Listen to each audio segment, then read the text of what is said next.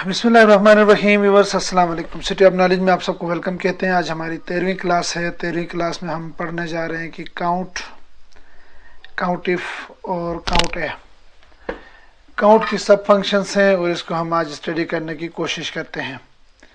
Count का नाम आपको पता है कि काउंट ये इस्तेमाल होता है गिनती के लिए। एक्सेल के अंदर हम काउंटिंग कैसे करेंगे और काउंट की दो सब फंक्शंस हैं, इन सब फंक्शंस को कैसे काम में लेके आएंगे, इसको हम स्टडी करेंगे।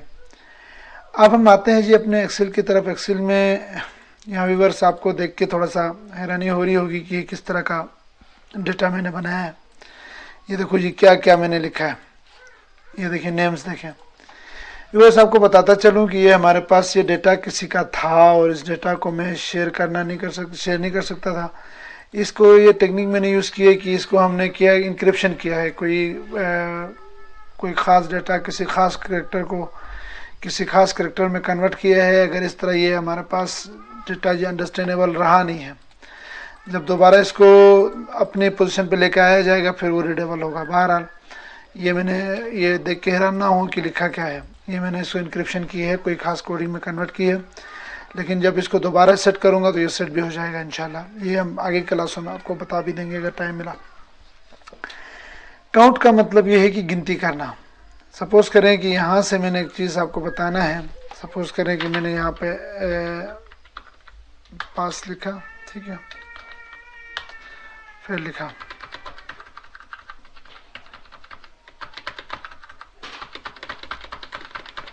कुछ को मैं पास करता हूँ। ये डबल एफ को ख़त्म करते हैं, पास करते हैं।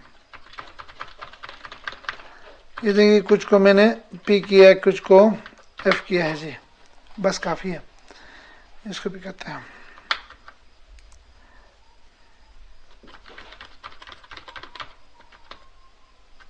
ठीक है जी, कुछ को पी किया, कुछ को एफ किया है। अच्छा इस पूरे को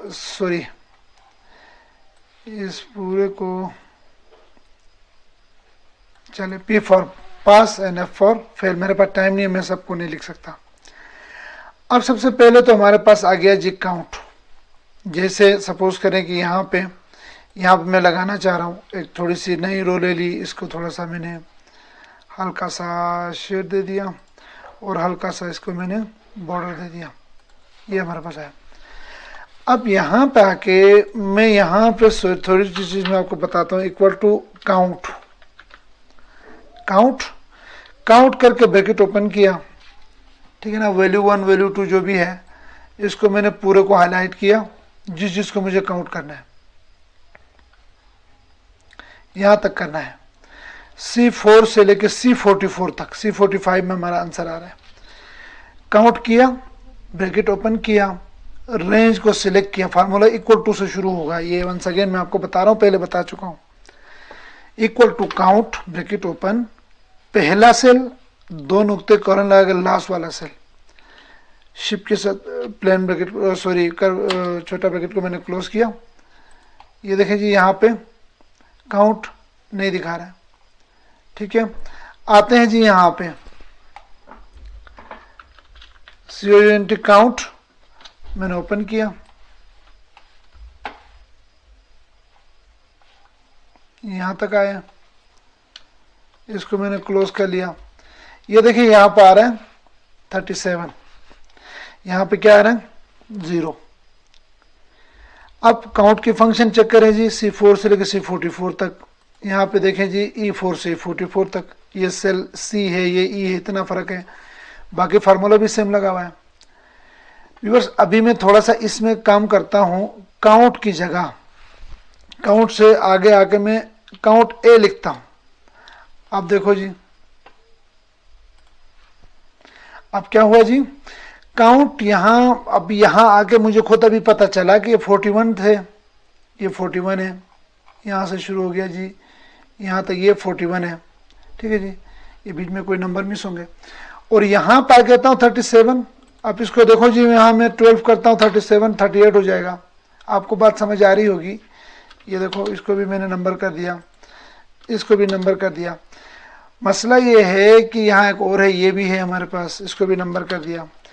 काउंट ऐसे सेल को काउंट करता है जिसके अंदर नंबर में वैल्यू होगी, और काउंट ए इनको काउंट करता है जिसके अंदर जो है कैरेक्टर में वैल्यू होगी, टेक्स्ट में वैल्यू होगी, इसको काउंट करता है। अब यहां पर आके मैं किसी को डिलीट मारता हूं जी, ये देखें जी, ये 40 हो गया। ये इसलिए कारआमद है, अगर हमने काउंट की फंक्शन लगाई, लगाने के बाद में पता चला कि 2 मुझे डिलीट करने पड़े, डिलीट करें जी, डिलीट करने वाले को ऑटोमेटिकली ये सेल को, ब्लैंक सेल को नहीं गिनता। अगर काउंट को करेंगे तो नंबर को गिनेगा। काउंट ए इसलिए यूज होता है कि हम अल्फाबेट टेक्स्ट को गिने। ये देखो 39 आ रहा है, किसी को मैंने टेक्स्ट लिखा, ये देखो 40, ये लिखा 41। ये काउंट ए टेक्स्ट स्ट्रिंग को गिनने के लिए, काउंट न्यूमेरिक को गिनने के लिए। अब अगली चीज हमारे पास आ रही है, वह है count if. Count if, count if conditional if पहली स्टेटमेंट में हम पहली क्लास में 2 क्लासें किया है, मैंने वहां समझाया है। इसके अंदर इक्वल टू हम करते हैं काउंट इफ। यहां पे ये देखें जी, काउंट ब्लैंक भी है, ब्लैंक को भी काउंट कर सकते हैं। ये फंक्शन सारी की सारी चलेंगी। काउंट इफ, ब्रैकेट ओपन किया, रेंज, ये देखो बता रहा है रेंज, रेंज बताया,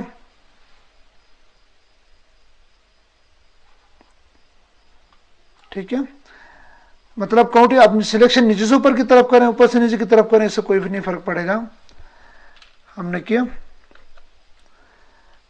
अब कोटेशन के अंदर equal to F, quotation close, bracket close. ये देखें काउंट इफ। अब जो ही मैंने यहां पर लिखा है, फार्मूले को समझाने के लिए दोबारा लिखता हूं।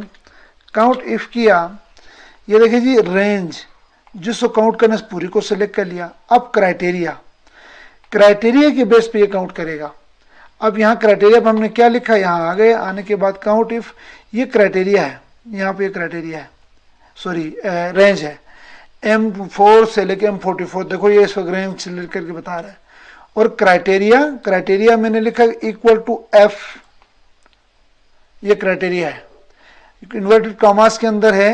क्राइटेरिया अमूमन इन्वर्टेड कॉमास के अंदर दिया जाएगा। इक्वल टू एफ का मतलब ये है कि यहाँ पे हमारे पास आ गया जी, यहाँ पर हमें देखें कि इसके अंदर हमने लिया टोटल स्टूडेंट, ये मैं इसको टोटल स्टूडेंट्स, पास स्टूडेंट्स, फेल स्टूडेंट्स, ठीक है ना, रिजल्ट परसेंटेज, ठीक है। अब हमने इसको लिया। अब इसके बाद क्या करना है, हमने यहाँ पर आ गए, हमने यहाँ आया COUNT काउंट ए, यहाँ से यहाँ तक टॉप तक मैंने सेलेक्ट किया। ये टाइटल को नहीं काउंट कराना है। हमने ब्रैकेट ओपन कर लिया, टोटल स्टूडेंट आ गए 41, पास स्टूडेंट आ गए, यहाँ से हमने कर लिया इक्वल टू काउंट इफ, ठीक है जी। यहाँ से इसको करें, इस पूरे को सिलेक्ट कर लिया। अच्छा, यहाँ आ गए काउंट इफ, इसको कामा लगाया, कोटेशन के अंदर इक्वल टू पी, पास को मैंने पी किया है जी। और पूरा पास पूरा फेल लिख सकते थे, लेकिन मेरे पास टाइम ना होने की वजह से, ये देखो 19 पास है। अब फेल निकालने के 2 तरीके हैं। पहला तरीका तो ये है, टोटल से यहाँ पे equal to total minus fail करो। जाहिर सी बात है, टोटल में से जो 19 फेल हुए हैं तो 22 पास हुए होंगे। तो फिर भी इसको हम क्राइटेरिया के जरिए ही भी कर सकते हैं, ताकि हमने समझाया ना आपको काउंट है। इक्वल टू काउंट इफ कर दिया। काउंट इफ करने के बाद इसी को हमने कर लिया, सेल को, इसको सेलेक्ट कर लिया, ठीक है जी। करने के बाद यहाँ है, अच्छा कॉमा लगाया, कॉमा लगा के इन्वर्टेड कॉमास के अंदर मैंने कहा इक्वल टू एफ, ये देखें जी 20, ठीक है ना। अब इसके अंदर हमारे पास रिजल्ट परसेंटेज है इक्वल टू जो पास हैं वो, जैसे क्लिक करें इक्वल टू ई, क्लिक करने से आ गया E47 खुद आया, मल्टीप्लाई बाय 100 डिवाइड बाय 41 है। तो इसको सिलेक्ट कर लिया जी, हमारे पास 46 पॉइंट समथिंग हमारे पास आ रहा है। ये जो ज़्यादा हमारे डिजिट ज़्यादा आ रहे हैं पॉइंट के बाद, तो ये डिजिट यहाँ से कम किए जाएंगे, ये यहाँ से कम किए जाएंगे, और यहाँ से डिजिट बढ़ेंगे। ये देखिए यहाँ से कम किए जाएंगे, यहाँ से डिजिट बढ़ेंगे। बल्कि हो सके तो इन सब को मैं करूँगा इसको ले लिया, लेने के बाद ये हमने इस तरह कर लिया। ये नंबर फॉर्म में हमारे पास 41 स्टूडेंट हमारे टोटल थे, इसमें से 19 पास हो गए हैं, 20 फेल हो गए, 46% हमारे पास रिजल्ट आया है। ये हमारे पास नीचे जो भी इंफॉर्मेशन है हम दे देंगे, नहीं तो फिर ये काफ़ी है। तो हमने काउंट पढ़ा, काउंट ब्लैंक से तो ब्लैंक गिनती करेगा, तो ब्लैंक गिनती करने का तो काउंट ब्लैंक कर दें, ब्रैकेट ओपन करें, टॉप बॉटम सेलेक्ट करें, ये तो हो जाएगा, लेकिन ब्लैंक करने का कोई कॉन्सेप्ट या कोई लॉजिक मेरे ख्याल से अभी यहाँ बनता नहीं है। मैंने आपको बताना ये था कि काउंट एक ऐसी फंक्शन है जो न्यूमेरिकल वैल्यूज यहाँ पे होगी, इसको काउंट करेगी E4 से लेकर 44 तक। इसके बाद अगली चीज़ हमारे पास आती है काउंट ए। यहाँ देखो मैंने काउंट ए लगाया, काउंट ए C4 से C44 तक, सिर्फ ऐसे टेक्स्ट को करेगी जो अल्फ़ाबेट इसके अंदर मौजूद हैं।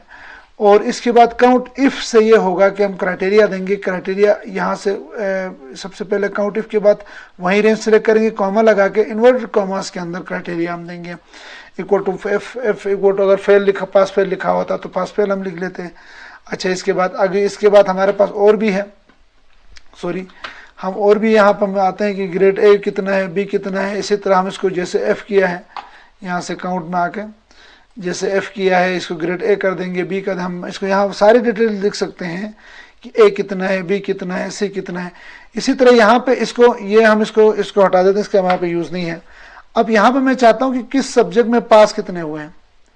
ये 50 नंबर से है जी पेपर, ये 50 नंबर से है, तो इसलिए मैं इस 50 नंबर से 50 नंबर का 40% कितना होगा, यहाँ फार्मूला लगाओ, equal to 50 multiply by 40 divide by 100 करेंगे, ये 20 नंबर जो पासिंग मार्क होगा। अब यहाँ आते हैं, ये हमारे पास इंग्लिश है जी, इंग्लिश है।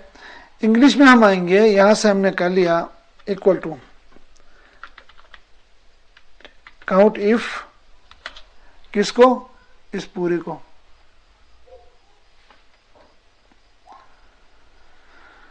इसको पूरे को E4 से लेके E44 तक काउंट इफ, कॉमा लगाया।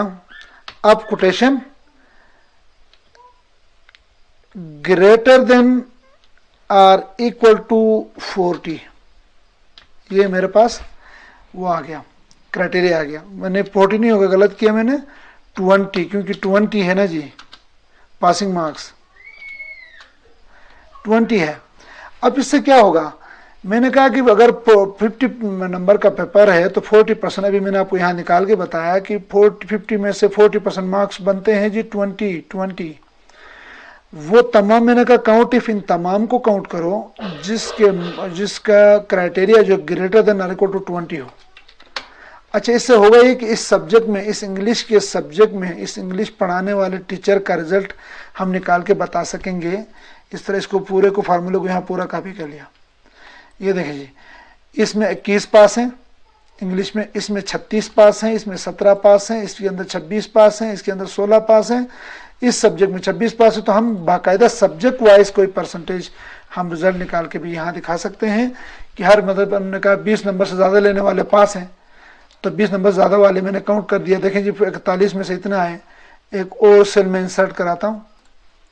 अच्छा जी, ये आया, इसको मैं यहाँ से इसको मर्ज करता हूँ, रिजल्ट परसेंटेज करता हूँ, सॉरी पास स्टूडेंट करेंगे, सॉरी पास स्टूडेंट करेंगे। और यहाँ पे इसको मैंने मर्ज किया, ये चीज़ें बता चुका हूँ पहले, हमने कर लिया जी, रिजल्ट परसेंटेज आ गया। अब यहाँ पे इक्वल टू टोटल स्टूडेंट, ये रहे, ये टोटल स्टूडेंट यहाँ फार्मूले से मैं निकाल चुका हूँ। टोटल स्टूडेंट नहीं, टोटल नहीं होगा, फार्मूला गलत लगाया मैंने। Equal to pass student multiply by 100 divide by ये रहे टोटल स्टूडेंट। ठीक है जी, ये हमारे पास आ गया। इस फार्मूले को हम यहाँ से कर रहे हैं कॉपी। ये वैल्यू देखें छोटी हो रही है, इस वैल्यू को कांटे इसलिए आ रहे हैं कि वैल्यू जो है जगह कम पड़ रही है। इसको हम करेंगे जी छोटा, ठीक है।